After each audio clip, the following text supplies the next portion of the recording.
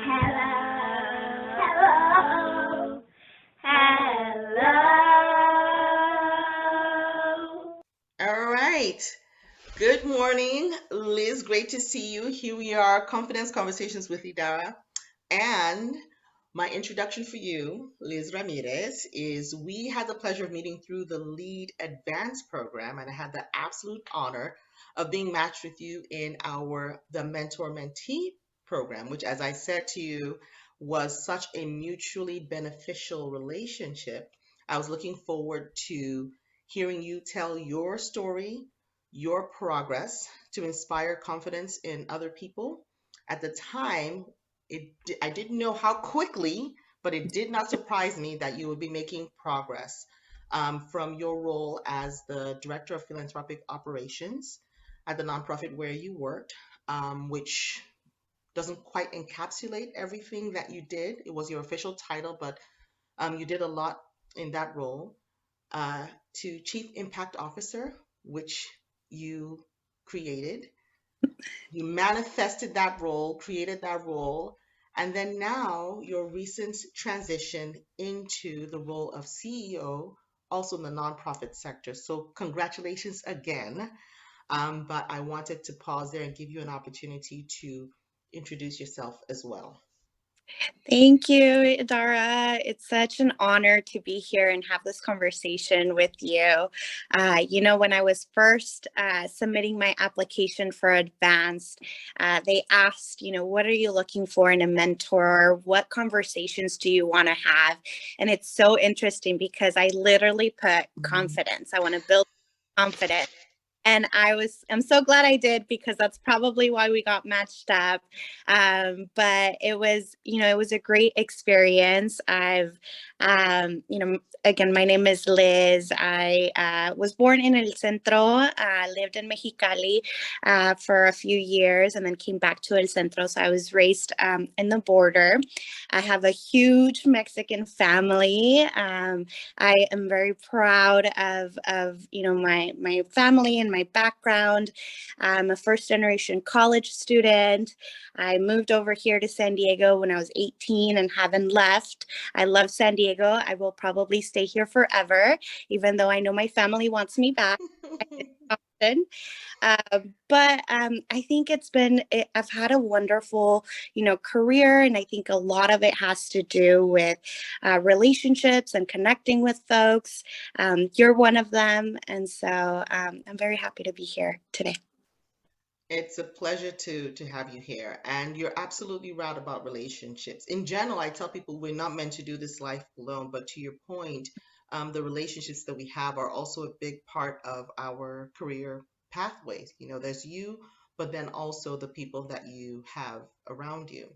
We have talked a lot about confidence, both from the perspective of relating to rebuilding confidence and then taking confident steps. How would you define confidence? Yeah, I think, for me, confidence is about having the love, the courage, most of all, and the pride to really, believe in yourself and believe that you can achieve anything you put, your mind, your heart, and your soul into. But it is about, having that courage, right, to really believe in yourself. I like everything you've said. I think I can make a rhyme out of one of them. Believe you can achieve. I like Yes. that one. I'm going to put that one in our description here. Believe you can achieve. And the courage has come up several times actually in the confidence conversations that I've been having. Mhm. And I was also sharing with a recent person I had a conversation with that when it comes to confidence and courage, if it's easy for you, then it doesn't really take courage, even if it took courage for someone else. But courage is necessary to push past certain barriers, and it takes a high degree of confidence also to push past barriers. Can you Right. share a time when confidence has helped you in your career? Yeah, I mean, I think confidence has played such a huge role in my career, both in a good way and in a way that, really helped me grow. I can think of, a former employee, which I was employed there for 8 years. Wonderful organization, great mission, great people that work for the organization. I'm still very much in contact and support with them. Within the 8 years, I had five different roles within the organization.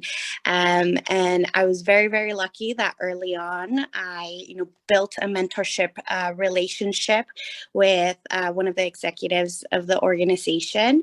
And I remember I would go to him and say, hey, what's next? What's next? What's the next challenge? And I really, I remember in preparation to our talk, I was thinking about me back then. That was years ago, right? I was in my 20s and in my early 30s, and it was just great to reflect back and think of, man, how confident was I there? I remember thinking, oh yeah, I can totally do that. I can totally take on that challenge. Yes, a new grant countywide, count me in, right? I'll take it. And I really had that confidence in myself that I could provide the best service for the community. Mhm. um, and that's what allowed me to take on those roles. I remember one time he told me, Liz, you've only been in this role for 6 months. And I'm like, I know, but there's this other role, right? And so that was great experience. And in my last role there, I took on a completely different role outside. So my background is in counseling. So I have my master's in school counseling. I thought I was going to be a counselor, forever and direct service. But very quickly, I jumped into leadership. And I love empowering teams. I love building teams. And one of the things that the last position I took on there at that organization was communications and philanthropy. And I was very new to the philanthropy world. I really, coming from a Latino background, we don't ask for much. We don't ask, especially for money, right? And so I knew that this was going to be a huge challenge for me. But I was like, I'm going to learn a new skill set. I'm going to give it a try. And I did. And I really enjoyed it. But it did test my confidence because I was paired up with a supervisor who really challenged, right?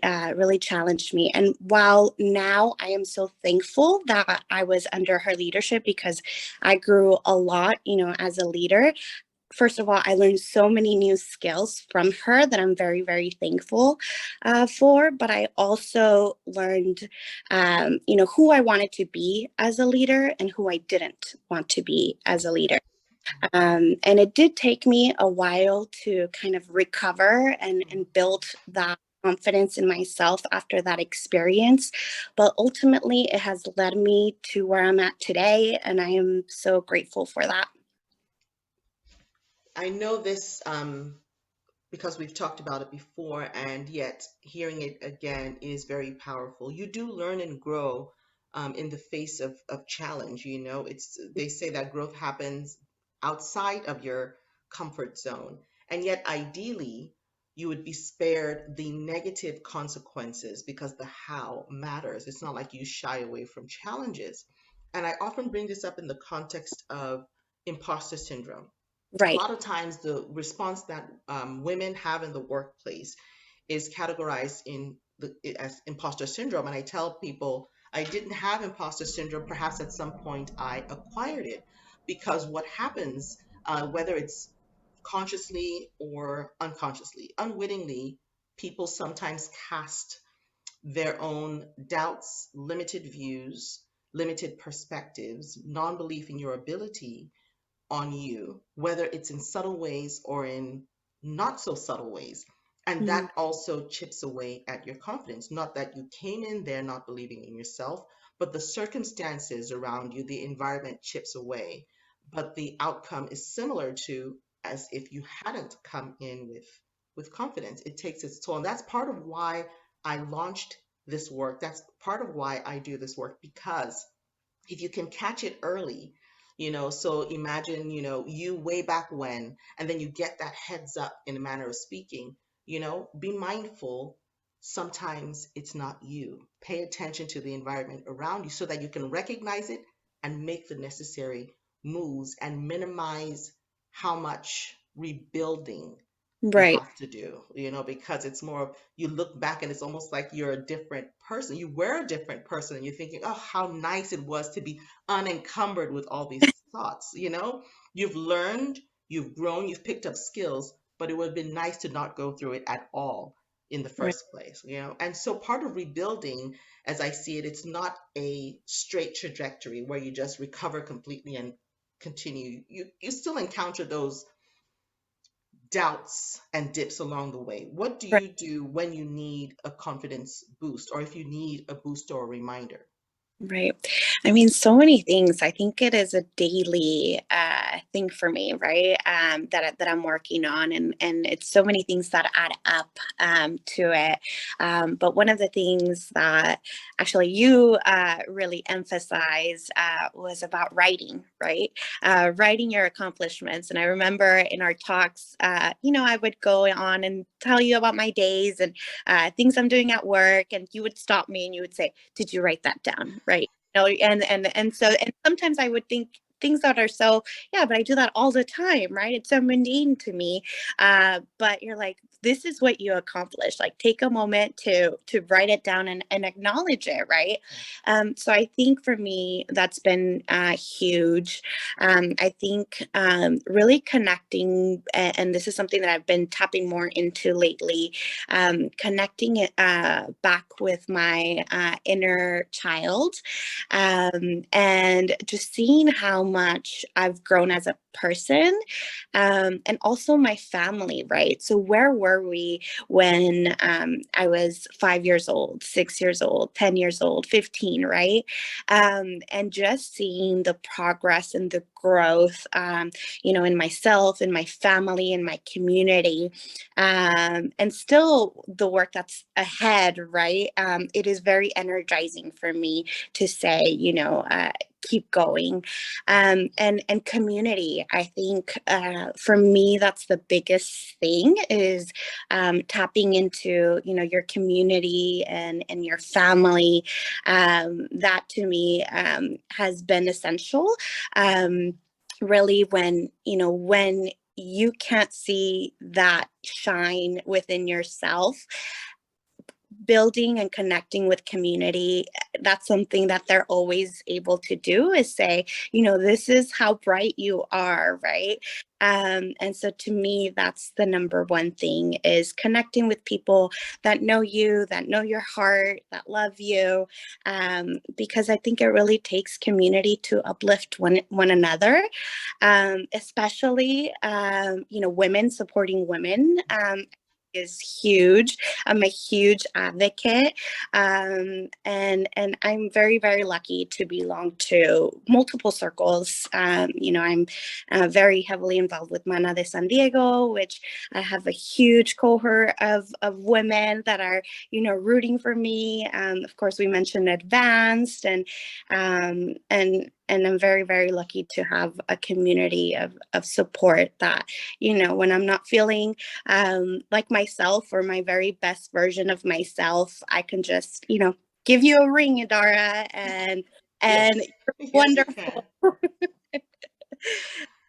Of really helping, be a cheerleader. So, Absolutely, absolutely, anytime. And everything that you said resonates so much, partially because it is also my story. And when I tell people the steps that I took when I found myself doubtful, so much of what you say in there resonates, because it's the self regard, knowing yourself. Who are you? Where did you come from? right, Revisiting your past, tapping into all of it, all of what is you.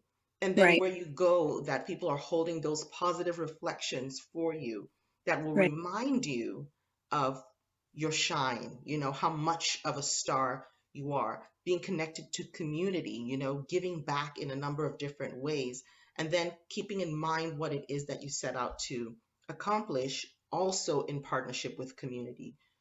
Right. It's absolutely the almost like it's almost formulaic, and you want to stay in touch with those aspects because when you need it, it really does indeed serve as a boost, Right. and a big support, whether it's brief or if you need the constant Right. reminder. And yet, even having gone through um, a number of different roles and a challenging time that made you have to rebuild your confidence, you have continued to succeed. You have continued to tap into your own skills, ability, and into the relationships around you, which shows you and people around you who will be inspired by your story that it is doable. What recommendations or advice do you have for people who may not be feeling confident or who might have their confidence challenged right now? Right. Well, one, I think really take a pause, right? We were talking before we jumped on screen about how the pandemic has really changed a lot of us and has allowed us to, in some sense, sometimes really, take a pause and reflect. And I think that that is so important, right? To take the time to pay attention to yourself, to address things. I think it's very easy for us, especially as we're working through things and in the workplace, to just go and brush things under the rug and I'll deal with it later. Right. But I think it's very important to pause a little, to reflect, and to really listen to yourself. Right? What is it that you need, and what's going to make you feel better? I for me it really is, having my journal. I have it next to me right here, right? And writing things down. It is spending time with nature. It is being alone with myself. It is practicing yoga. I think those things that uplift me when I'm feeling like I need a boost of energy or a boost of confidence. That's really what I tap into the most, right? And like we mentioned earlier, just connecting with folks and building community, right? I think one of the things that I've learned a lot is from other women, right? And it's connecting. Hey, Dara, I'm going through this. Have you been through something similar? And how did you manage, right? Or how did you, and just learning from other folks as to what has helped them and trying new things, right? Because it's different for everyone. But I think the number one thing is to pay attention to yourself, to listen to yourself, and make sure you carve that time, whether it's 5-10 minutes before you start your day, or 5-10 minutes as you get to bed, to really reflect, and spend quality time with yourself. You've said a number of very important things in there. I appreciate your recapping some of the tools that you've used, but really emphasizing on self, time with self, Mhm. listen to yourself. What often happens when people are experiencing those moments of self-doubt because their confidence has been chipped away is there might be a pause, not so much a restful pause as there might be a hesitation to believe in that intuition again Right. because of a fear of the repercussions or fear that it may not turn out the way that they're necessarily thinking or hoping. And yet that's important because it's not, no two people are identical. It's not the same for everyone. And what works for one person may not work for you.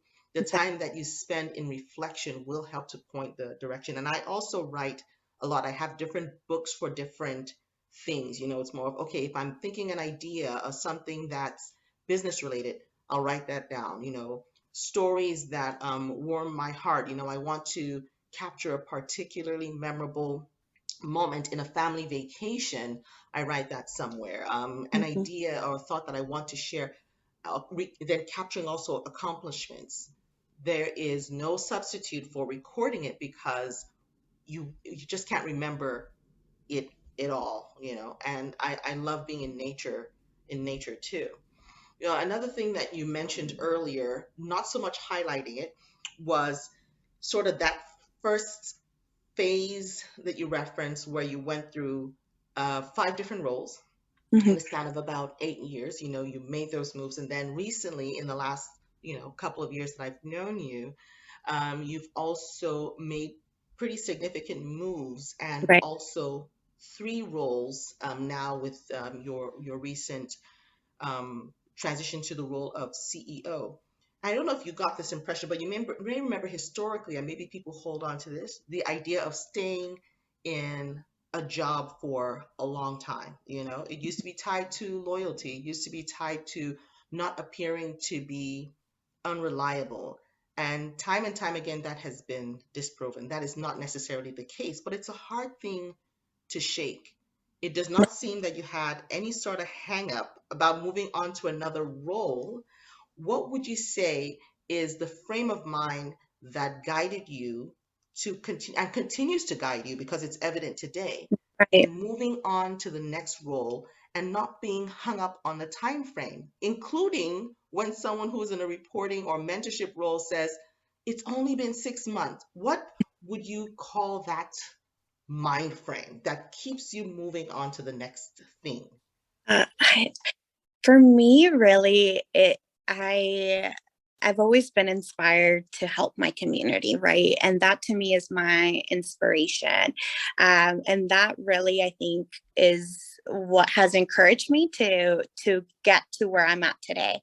I do want to talk a little bit about how I created, the new role that I had with the organization, but how it came about was that I was seeing gaps in the organization Hmm. that were aligned with some of my strengths, right? And it was a conversation with my former CEO, and she's like, Liz, what is it that, like you mentioned, in my role at the time, she's like, you're already doing so much more than what your role as, director of philanthropic operations is, but where do you see yourself? And then so I had this conversation, and it was actually, these are some of the areas of growth that I see, with our organization, and these are the skill sets and what I think I can bring to the table and how I think I can help.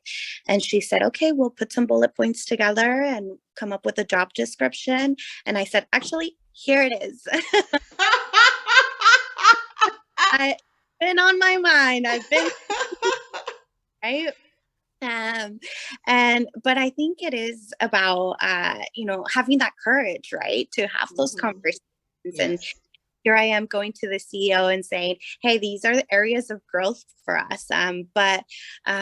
But I had that trusting relationship with her where I was able to, Yes. bring these things up. And so I think in every role, and with my previous supervisor too, roles would come up, and or he would come and say, "Hey, what do you think about this?" And I'm like, "Well, I think I can help with XYZ," right?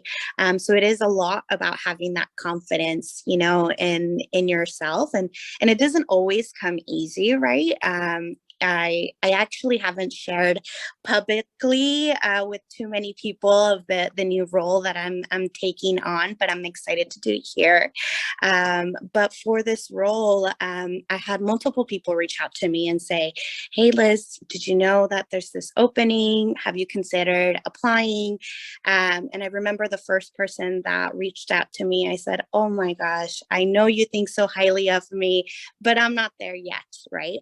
And then it was a second person that reached out to me, and a third person. And so I'm like, okay, wait a minute. Let's see what this is about, right? Let me engage in conversation and see how it goes, right?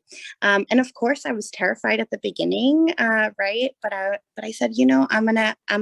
And what really, when I was gauging, should I even apply?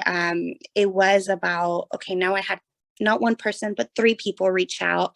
And again, for me, it was knowing, I think, your mission and your why, I think, is what really drives, right? And for me, my why, my mission is helping the community. So I went back, and the reason why I decided to go through was really because I knew I wanted to make an impact in the community. And I knew I want that as a leader, I'm someone that treats people with humanity and respect. And I like to encourage people and uplift, not only our community, but it starts with our staff, right? And so I said, you know, I, I would be a great candidate, to for that. And that's what really drove me to take that leap. And it was scary, and it's still scary because I don't haven't started yet, right? I start next week, and I'm so excited. But I think really that's what drives me, right? So I think it is about connecting with yourself, and finding out what is your why, what moves you, right? And then things come so much more easier. Decisions are a lot more clear when you know your purpose. That's awesome. Congratulations again, because looking from the outside in, it could be, oh, yes, you're moving along these roles, but I've heard you say a number of important things. There's your why, your own personal connection to the work being done. And because it's aligned with what you want to do, that's part of your fuel. The other Right. thing is you've been paying attention to the gaps and the opportunities. You see where there's an opportunity to fill the gap, and again, where there's alignment between what you do, what you're able to do, and what the community needs, where there's something that needs to be filled. Then you make yourself available to fill that gap. You Right. come prepared for the conversation into a conversation with someone who is willing to have that conversation and is receptive, Right. and as a result of that, and you've done that consistently throughout your career, there are others that see it as well. They reach out to you. You again do that check, make sure that there's alignment.